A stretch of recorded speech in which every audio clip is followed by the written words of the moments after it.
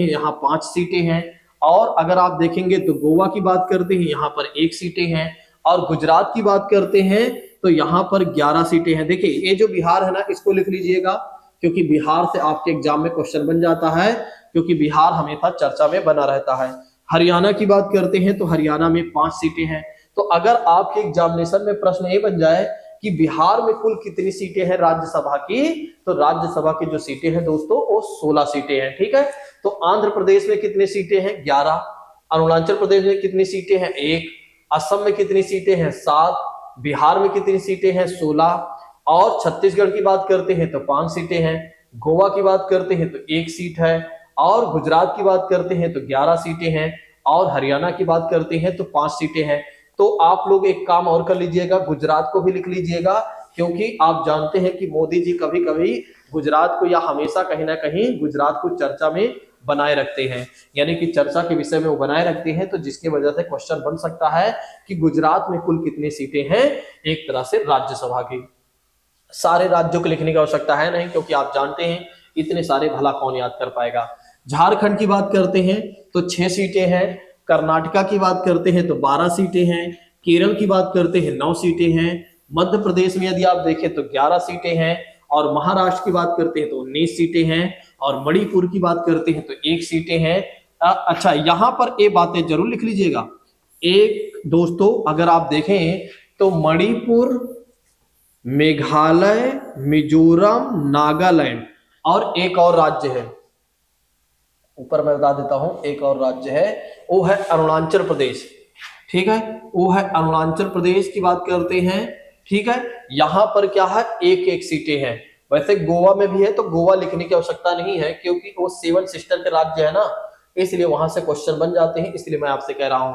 तो ध्यान रखिएगा, अरुणाचल प्रदेश में 1 सीटें, मणिपुर में और मेघालय में, मिजोरम में और नागालैंड की बात करते हैं तो 1 हो गया, 2 हो गया, 3 हो गया, 4 हो गया और 5 हो गया। ठीक है, तो ये आप जरूर ध्यान रखिएगा, यहां पर 1-1 सीटें दी गई हैं।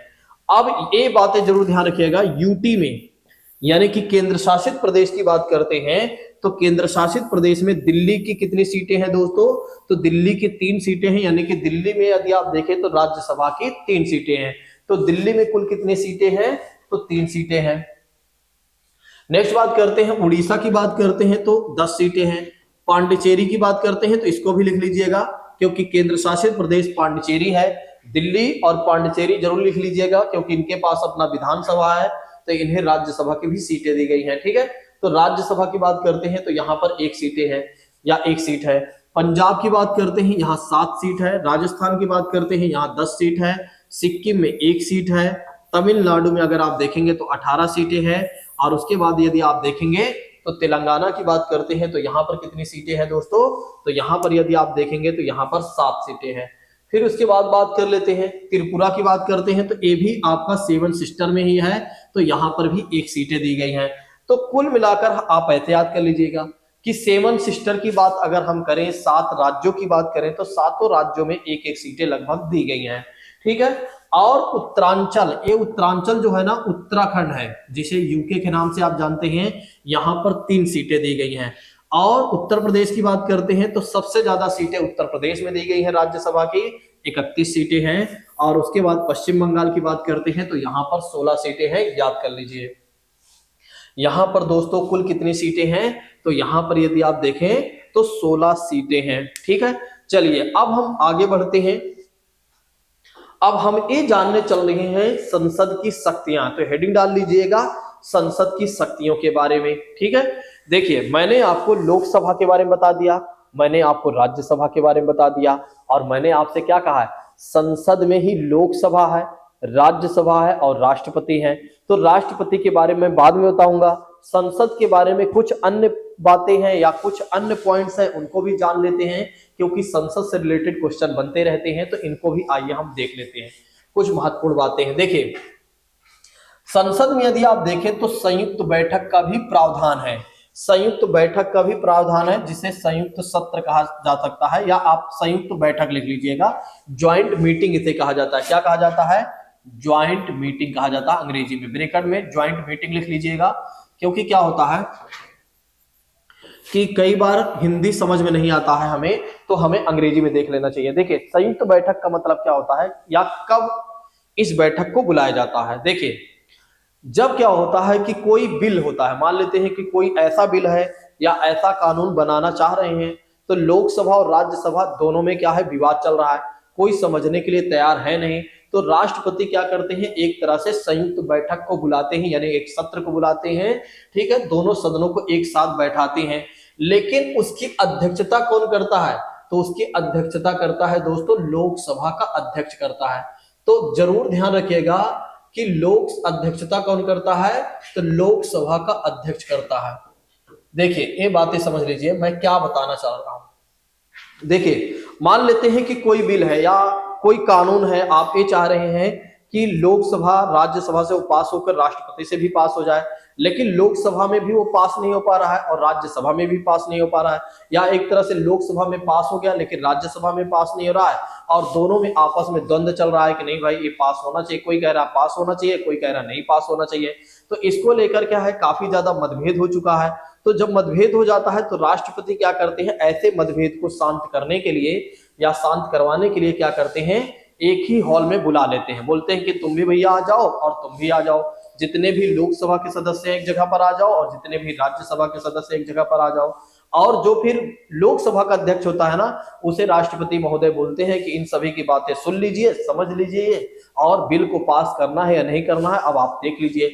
तो लोकसभा का अध्यक्ष क्या करता है, फिर उसकी अध्यक्षता करता है। तो आपके एग्जामिनेशन में प्रश्न क्या बनेगा, आपके एग्जामिनेशन में प्रश्न ये बनेगा कि संसद की संयुक्त बैठक कौन बुलाता है, या इस सत्र को कौन एक तरह से बुलाता है या आहूत करता है, तो राष्ट्रपति करता है, लेकिन उसकी अध्यक्षता कौन करता है, तो लोकसभा का अध्यक्ष करता है। अब आई होप कि आप लोग समझ गए होंगे।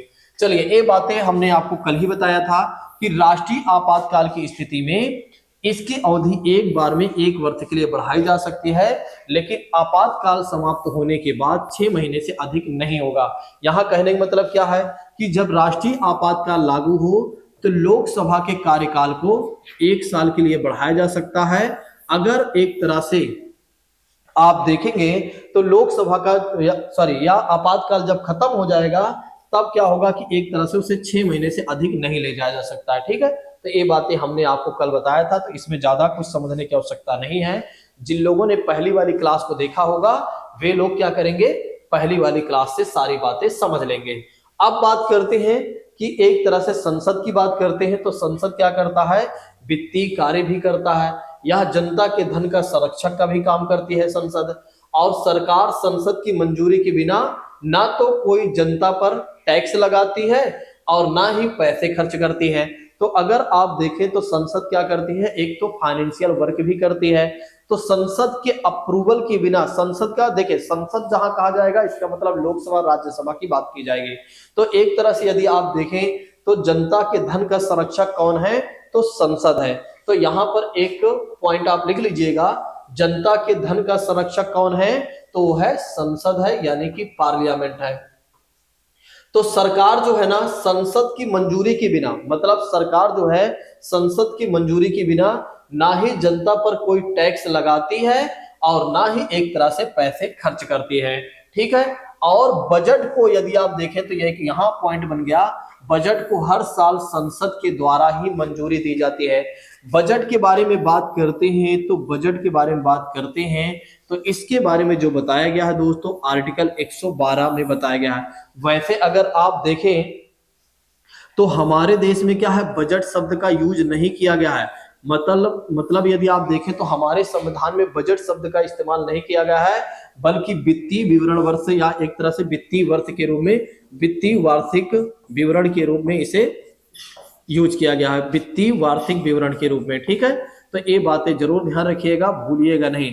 अगर आपके एग्जामिनेशन में ये पूछ लेता है कि क्या बजट शब्द के बारे में डिस्कशन किया गया है क्या हमारे संविधान में, तो आप बताइए नहीं किया गया है, बल्कि उसके स्थान पर वित्तीय वार्षिक विवरण किया गया है, यानी कि बजट को ही वित्तीय वार्षिक विवरण कहा गया है। ठीक है, और किस आर्टिकल में इसके बारे में डिस्कशन किया गया है, तो आर्टिकल 112 में डिस्कशन किया गया है। अच्छा, अगर सपोज दैट आपके ऑप्शन में ए बन जाए कि भैया आर्टिकल 112 में आर्टिकल 112 किसके बारे में बताता है? अब वहां पर ऑप्शन वार्षिक वित्तीय विवरण, देखिए यहां पर हो सकता है वार्षिक वित्तीय विवरण भी लिखा हो या वित्तीय वार्षिक विवरण, दोनों एक ही बातें हैं, ठीक है। वार्षिक वित्तीय विवरण, ठीक है, दोनों एक ही बातें हैं, कोई दिक्कत नहीं है, ठीक है। तो वार्षिक वित्तीय विवरण या वित्तीय वार्षिक विवरण दोनों एक ही बात है। अच्छा, अगर आपके एग्जामिनेशन में ये प्रश्न बन जाए कि आप हमें ये बता दीजिए कि बजट शब्द के बारे में किस आर्टिकल में डिस्कशन किया गया है, तो आप यही बताएंगे। भले ही संविधान में इसकी चर्चा है या ना हो, लेकिन जब पूछा जा रहा है तो आपको बताना पड़ेगा, ठीक है, भूलिएगा नहीं। चलिए अब हम आगे बढ़ लेते हैं। देखिए, संसद के पास इतनी भी शक्ति है दोस्तों, हटाने की शक्ति है संसद के पास। नेक्स्ट पॉइंट में आप लिख लीजिएगा, संसद के पास हटाने की भी शक्ति है। यानी कि कुछ ऐसे लोग हैं या कुछ ऐसे पद पर बैठे हुए लोग हैं, अगर वे कॉन्स्टिट्यूशन का वायलेंस करते हैं, संविधान का अतिक्रमण करते हैं, तो फिर क्या होगा, उन्हें संसद के द्वारा महाभियोग चलाकर क्या किया जा सकता है, उन्हें हटाया जा सकता है। देखिए, संसद की पहल पर कुछ उच्च पदाधिकारियों को पद से हटाया जा सकता है अगर वे संविधान का उल्लंघन करते हैं तब। और जैसा कि बात करते हैं किसके माध्यम से, महाभियोग के माध्यम से उन्हें हटाया जा सकता है। तो वे कौन लोग हैं जिन्हें, जो संविधान का उल्लंघन करते हैं तो उन्हें महाभियोग के माध्यम से हटाया जा सकता है। तो एक पॉइंट आप हेडिंग डाल के लिख लीजिएगा कि महाभियोग के माध्यम से महाभियोग के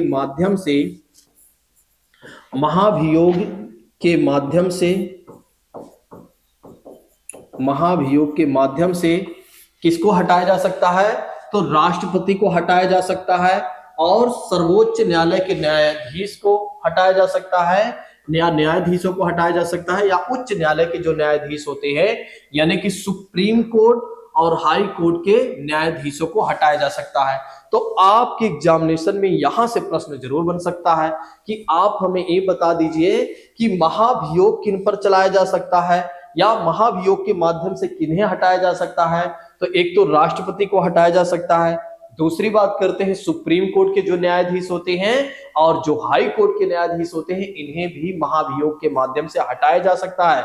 लेकिन कब हटाया जा सकता है, जब एक तरह से जब वे संविधान का उल्लंघन करते हैं तब।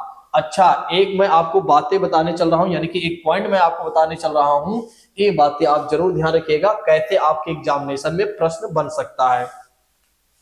देखिए, अगर आपसे क्वेश्चन में ये पूछ ले कि महाभियोग की प्रक्रिया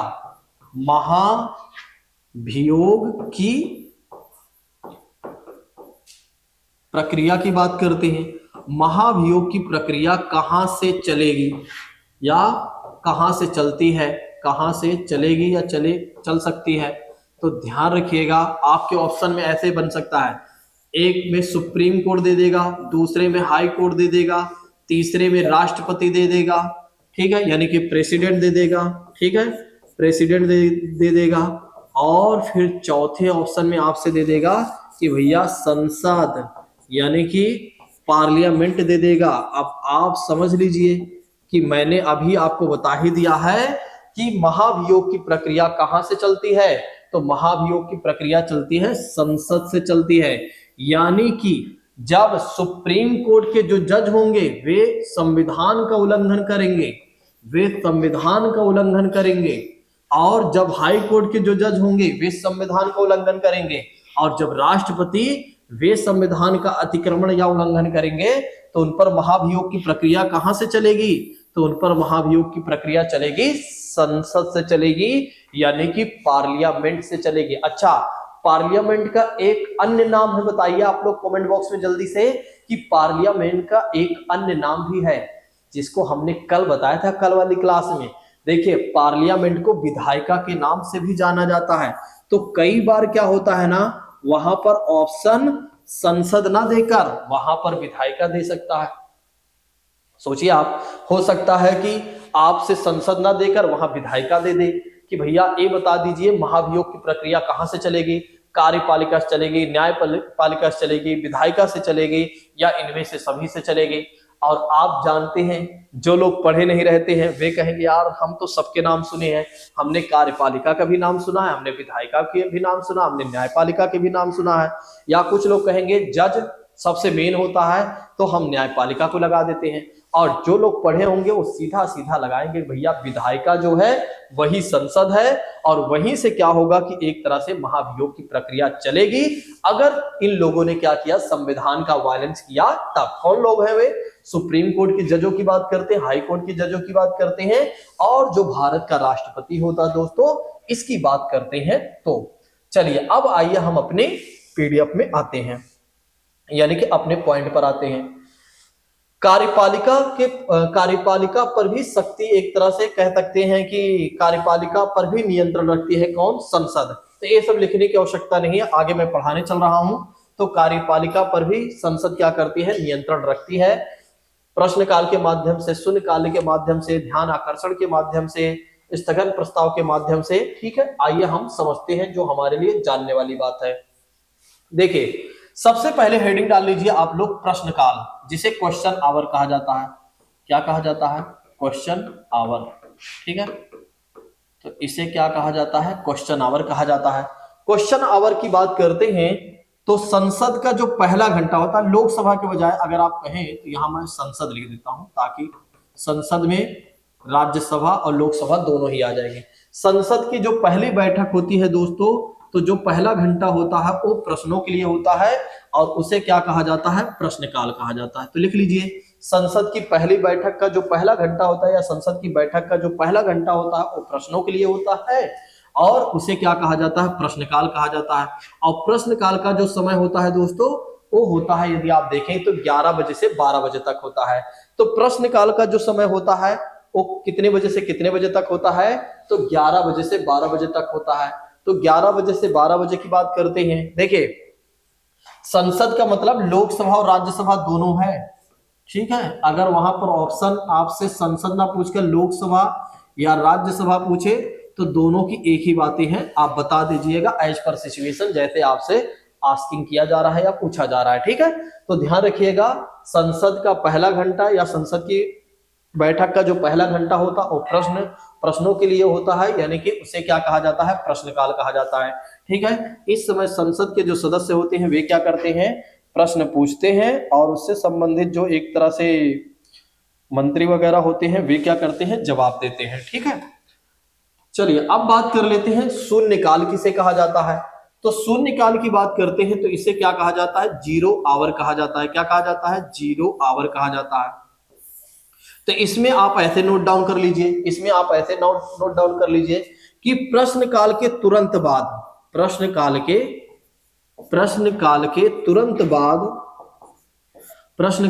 तुरंत बाद की बात करते हैं तो प्रश्नकाल के तुरंत बाद शून्यकाल आता है, ऐसे लिख लीजिए। और शून्यकाल का जो समय होता है वो 12 बजे से लेकर 1 बजे तक होता है। कितना होता है?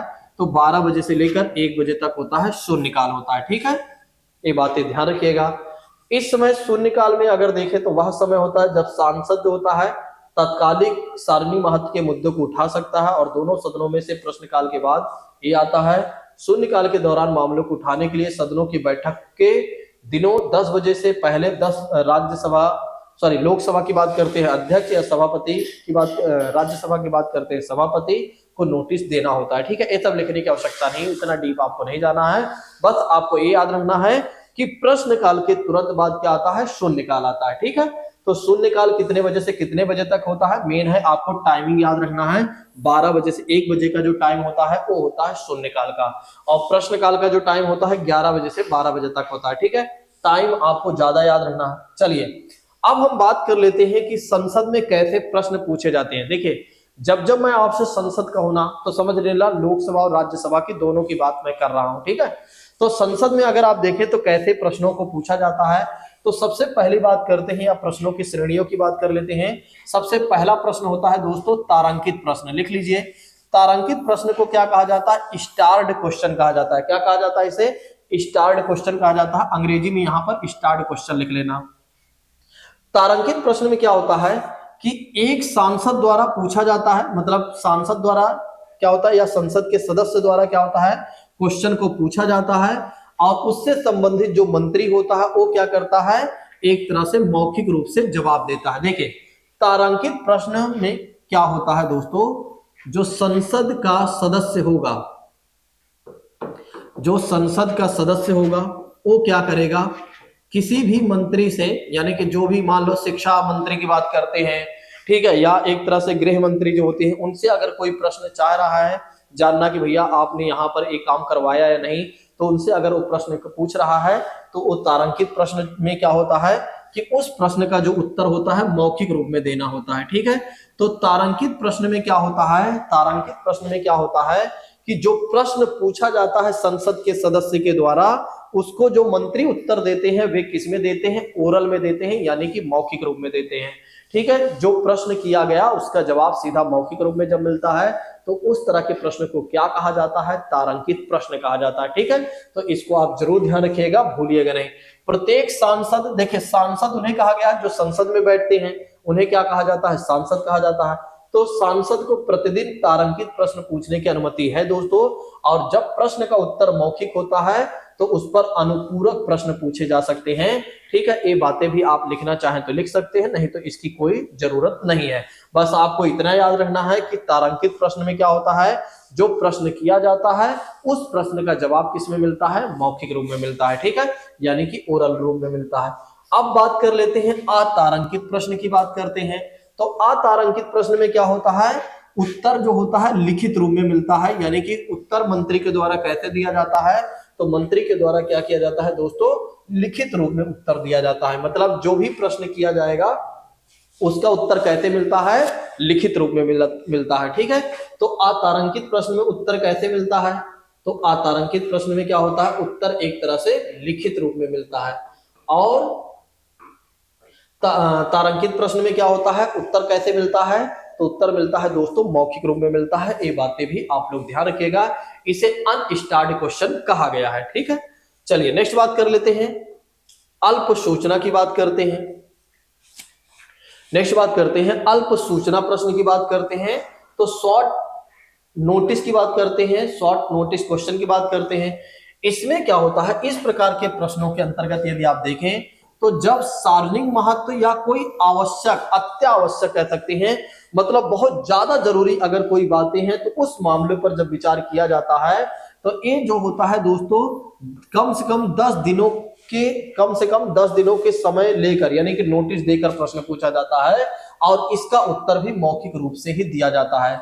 देखिए अल्प सूचना वाले प्रश्न में क्या होता है, कम से कम 10 दिनों का नोटिस दिया जाता है कि भैया आप हमें 10 दिनों बाद क्या करेंगे, इसके बारे में आप बताएंगे। ठीक है, तो अल्प सूचना वाले में देखिए इसमें क्या होता है ना, जो प्रश्न होते हैं वो सारे कलर वाइज होते हैं। ये सब बातें मैं आपको बाद में बताऊंगा जब मेरी सिविल सर्विसेज की क्लास स्टार्ट होगी, जब मैं आपको सिविल सर्विसेज के बारे में पढ़ाऊंगा तो वहां पर एक एक चीजों को मैं और अच्छे से एक्सप्लेन करूंगा। जिन्हें सिविल सर्विसेज की तैयारी करना होगा तो वे देख सकेंगे।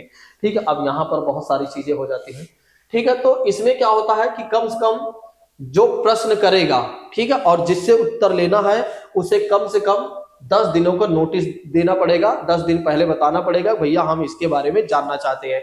और वो मामला लेकिन बहुत ज्यादा महत्वपूर्ण हो, कह सकते हैं बहुत संवेदनशील मामला होगा, तभी ऐसे किया जाता है। और इसका उत्तर मिलता किस में है, मौखिक रूप से। ध्यान रखना, मौखिक रूप से 2 प्रकार के उत्तर को मिलता है, एक तो तारांकित प्रश्न को और दूसरा अल्प सूचना वाले प्रश्न। और अतारांकित वाले प्रश्न में क्या होता है, उत्तर कैसे मिलता है, तो उत्तर मिलता है दोस्तों लिखित रूप में मिलता है। ये बातें भूलिएगा नहीं, ऐसे ही प्रश्न आपके एग्जाम में बनते हैं और ऐसे ही चिंटू पिंटू वाले प्रश्न को आप गलत करके आ जाते हैं क्योंकि आप समझ नहीं पाते हैं। तो कहीं पर आप आराम से अपने शब्दों में लिख लीजिएगा, ऐसे मैं लिख दे रहा हूं। तारांकित की बात करते हैं, तारांकित की बात करते हैं। देखिए पूरी परिभाषा तो लिखना नहीं है, तारांकित, एक मिनट, देखिए तारांकित की बात करते हैं तो इसमें उत्तर कैसे मिलेगा, इसमें उत्तर मिलेगा मौखिक। ठीक है, ये लिख लीजिए फट्टा से, बस इतना ही लिखना है क्योंकि इससे ज्यादा आप याद ही नहीं कर पाएंगे। अतारंक, और उसमें एक और है, ये जो दूसरा वाला है अल्प सूचना वाले में, सॉरी अल्प सूचना वाले की बात करते हैं, अल्प सूचना वाले प्रश्न की बात करते हैं। तो इसमें भी उत्तर कैसे मिलेगा, इसमें भी उत्तर मिलेगा मौखिक ही मिलेगा। लेकिन क्या होगा, 10 दिनों का नोटिस देना पड़ेगा। कितने दिनों का नोटिस, तो 10 दिन पहले नोटिस देना पड़ेगा। और एक है अतारांकित प्रश्न की बात करते हैं, तो अतारांकित प्रश्न में क्या होता है दोस्तों, इसमें जो जवाब मिलता है यानी उत्तर कैसे मिलता है, इसमें उत्तर मिलता है लिखित रूप में मिलता है। तो इसमें उत्तर कैसे मिलता है, तो लिखित रूप में मिलता है। तो बस ऐसे लिख लीजिए फट्टा से कि तारांकित प्रश्न में क्या होता है, उत्तर मौखिक रूप में मिलता है। अल्प सूचना वाले प्रश्न में क्या होता है, उत्तर मौखिक रूप में मिलता है लेकिन 10 दिनों के नोटिस देना पड़ता है। और अतारांकित प्रश्न में क्या होता है, उत्तर लिखित रूप में मिलता है। सोचिए अब क्या आपके प्रश्न गलत होंगे, क्या कभी नहीं होंगे, मैं गारंटी लेता हूं। बस आप लोग क्या करिए, हर चीजों के भाव को समझ जाइए। बस आप लोग क्या करिए, हर चीजों के भाव को समझ जाइए यानी फीलिंग को समझ जाइए। बस देखिए सारी चीजें याद नहीं होती और सारी चीजें याद करना भी नहीं होता है। बस हाँ, उसके भाव को अगर हम समझ लेते हैं तो निश्चित तौर पर अगर हमारे सामने उस तरह के कोई भी प्रश्न मिलते हैं तो हम ऐसे प्रश्नों को आराम से कर लेते हैं। चलिए अब हम आगे बढ़ लेते हैं, थोड़ा से कुछ और महत्वपूर्ण बातें हैं, इसको भी हम देख लेते हैं। एक है दोस्तों अविश्वास प्रस्ताव, इस पॉइंट को भी लिख लीजिएगा। अविश्वास प्रस्ताव की बात करते हैं तो इसे अंग्रेजी में क्या कहा जाता है, नो कॉन्फिडेंस मोशन कहा जाता है। वैसे कल हमने बताया था आपको, लेकिन इसके बारे में थोड़ा से ज्यादा एक्सप्लेन करना चाहूंगा आज, क्योंकि कल मैंने एक्सप्लेन नहीं किया था।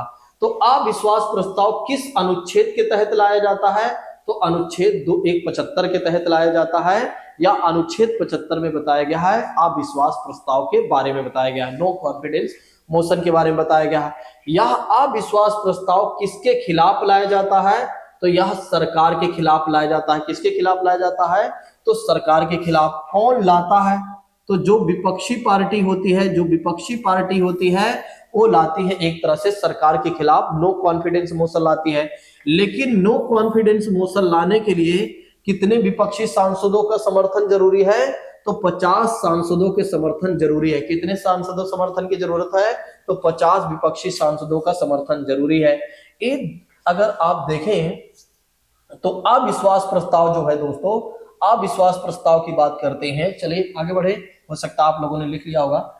देखिए अविश्वास प्रस्ताव की बात करते हैं तो जब यह अविश्वास प्रस्ताव पास हो जाता है तो फिर क्या होता है, प्रधानमंत्री की बात करते हैं, यानी कि सरकार जो है अपने मतदान में हार जाती है तो जो प्रधानमंत्री होते हैं और उसके साथ जो पूरी मंत्रिपरिषद होती है उसे त्यागपत्र देना पड़ता है। आपकी समझ में ये बातें नहीं आ रही होंगी ना कि आखिर एक अविश्वास प्रस्ताव है क्या, कब से आप अविश्वास प्रस्ताव कह रहे हैं। देखिए अर्थात कहने का मतलब ये है, जैसे मान लेते हैं, मैं एग्जाम्पल के तौर पर समझा रहा हूं, इसे आप एक्चुअल मत मान लिएगा, ठीक है। जैसे मान लेते हैं कि अभी जो बीजेपी सरकार है, सरकार है, इससे अगर कहा जाता है कि अगर आपको सरकार चलाना है केंद्र सरकार में तो कम से कम आपको क्या करना पड़ेगा, 270 सदस्य रखना पड़ेगा। यहाँ कितने सदस्य रखना पड़ेगा, 270 सदस्य आपको रखना पड़ेगा, तभी आप सरकार चला पाएंगे, तभी आपकी मेजोरिटी मानी जाएगी। लेकिन सपोज दैट अगर आप देखें तो इसमें से 20 से 30 सदस्य जो हैं, 20 से 30 सदस्य जो हैं गायब हो जाते हैं। कितने बचे मान लेते हैं, 20 अगर गायब हो गए तो 250 ही बचे हैं। अब विपक्षी पार्टी देख रही है कि इनको तो रखना चाहिए था, अपने पास 270 सदस्य रखने चाहिए था सरकार चलाने के लिए। अब इनके पास क्या है, यानी कि इनके पास क्या है, 250 ही सदस्य बचे हुए हैं। तो विपक्षी पार्टी को पता चल जाता है, विपक्षी पार्टी क्या करती है, लोकसभा में, देखिए ध्यान रखिएगा, ये जो अविश्वास प्रस्ताव लाया जाता है केवल लोकसभा में ही लाया जाता है। लोकसभा में विपक्षी पार्टी लेकर आती है अपने 50 सांसदों के समर्थन में, कहती है कि अगर आप सरकार चला रहे हैं तो आप हमें ये बता दीजिए, क्या आपके पास मेजोरिटी है, क्या क्या आपके पास बहुमत है, क्या क्या आपके पास उतने सदस्य हैं क्या जितने की जरूरत है। तो जो करंट की सरकार होती है पहले तो बोलती है हाँ हाँ हमारे पास है सदस्य, क्या कर लोगे, लेकिन कहती है ऐसे थोड़े ना काम चलेगा, आप हमें वोटिंग करके दिखाइए, आप हमें मतदान करके दिखाइए, आप हमें दिखाइए 270 सदस्य, एक एग्जांपल के तौर पर मैं बता रहा हूँ, ठीक है। तो इतने सदस्य आप दिखाइए। तो सरकार जब दिखाती है तो सरकार के पास क्या होता है, कम दिखते हैं। जब कम दिखते हैं तो सीधा और सीधा देखिए कि जो विश्वास